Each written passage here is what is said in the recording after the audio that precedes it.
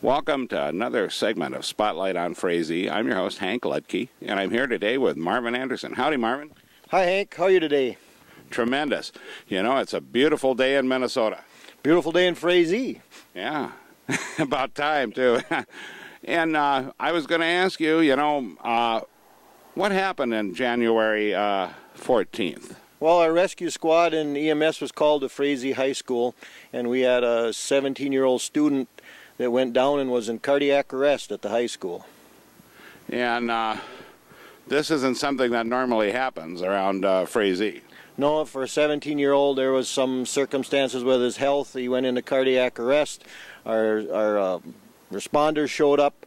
We did CPR, and we attached the AED, the automatic external defibrillator, on him that day, and he received 3 shocks, and we got a pulse back on the young man, Brady Brighton, and he spent 15 days in intensive care up in Fargo, and during that time, the doctor said most of it was in God's hands, and what we did here at the school, you know, the knowledge and technology that we've gained through medical things, which God gave us too, I guess, but we got this boy back to life, and right now he's back in school. He's a normal 17-year-old boy. He's got a implanted defibrillator on him, but it's just one of those amazing things that our rescue squad exists for exactly that thing. Everything worked that day. The defibrillator worked. The responders were there quickly, and it was a real success story for our rescue squad here. Well, you know, and you and I both know from past experience, you know, there's a lot of times when you get there and it's something's happened to an elderly person and they're gone by the time you get there. Oh yeah, we've had many of them over the years. I think in the 20+ years I've been on the rescue squad, I think we've probably had 3 defib successes, we call them, and they don't happen very often. We're granted the privilege by people. We come into people's houses, and we're there the rescue squad is there at some of their lowest points in their life, and I actually thank the public for letting us help them in this way. But it's been very fulfilling for a lot of us, and we really enjoy helping people in our community. Well, yeah, and this is a tremendous thing that he's been able to come back like this. And now we're kind of here to talk about having a benefit for Brady. Yeah, we're going to have a spaghetti feed right here at the event center on May 2nd from 11 a.m. to 4 p.m.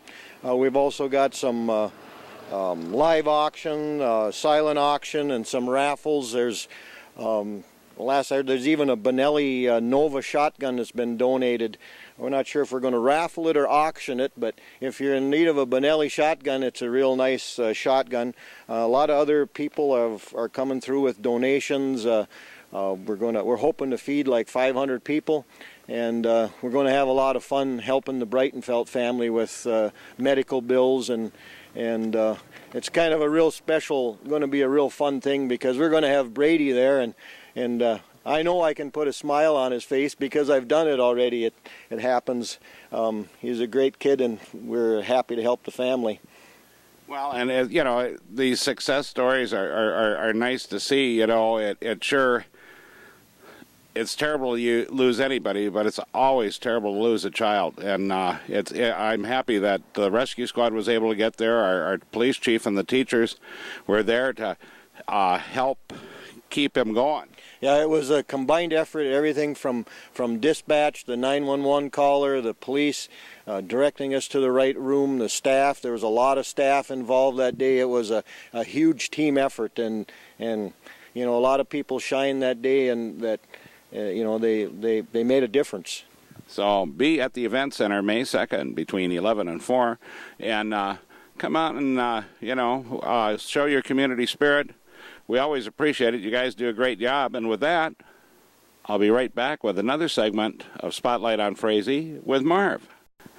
Welcome back to Spotlight on Frazee for our rest of the segment with Marv Anderson here from the Rescue Squad. Marv is also a dispatcher with Becker County Sheriff's Department here and a tremendous member of the community. And, of course, his better half works down at city office, and you will never see her on TV3 because she refuses. Marion Estefson, your twin. My twin, yeah. She's older than me by 12 minutes. I got to make sure I get that on there. But just just a little addition for our fundraiser down here. Our Rescue Squad, we've been toiling with this for a couple of months, but we've decided that we're going to purchase 75 pocket masks, which is goes over the nose and mouth for people to do CPR on individuals. It puts that barrier between the person and the saving or the CPR giver.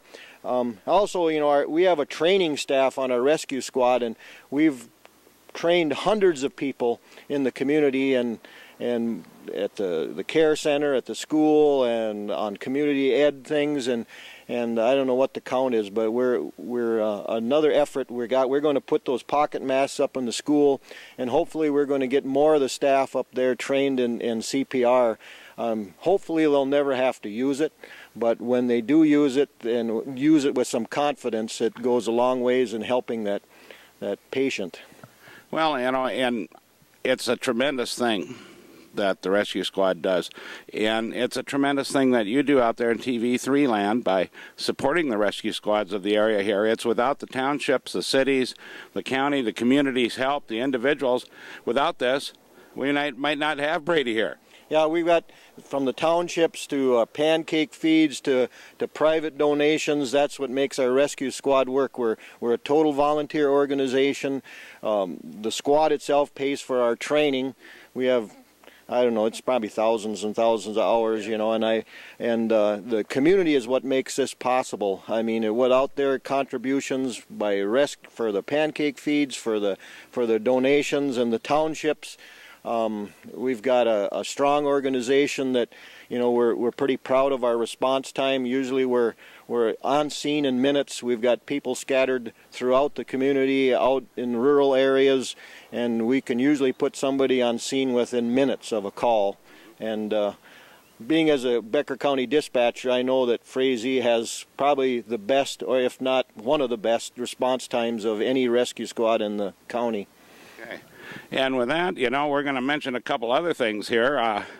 We want to talk about the North Country Trail Association's May 1st meeting at Greenwater Scientific and Nature Area on Highway 35.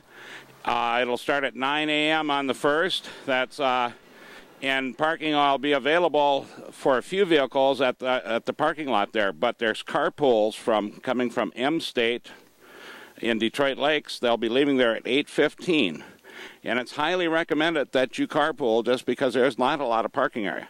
It'll be about a 3-mile hike. And for all those interested out there, we'd like to have you there. There's no charge. And come and see one of the beautiful natural lake areas that is still available in Becker County, which you can't always find out in the rest of Minnesota. Isn't that right? That's a great place. I've wandered up in that woods myself, and it's a mature oak woods, and I don't think even hunting is allowed in there, but there's some spooky stories about that lake, though. Oh, well, we'll talk about that another day. And also on the 8th, we're going to see our first football game here for our amateur football team, the Screaming Eagles, up at Frazee at the Hornets football field here up by the school. And next week, we'll be talking to the Screaming Eagles. So this is Hank Lutke, and we'll see you next week on Spotlight on Frazee. Say goodbye, Mark. Goodbye. May 2nd, be there.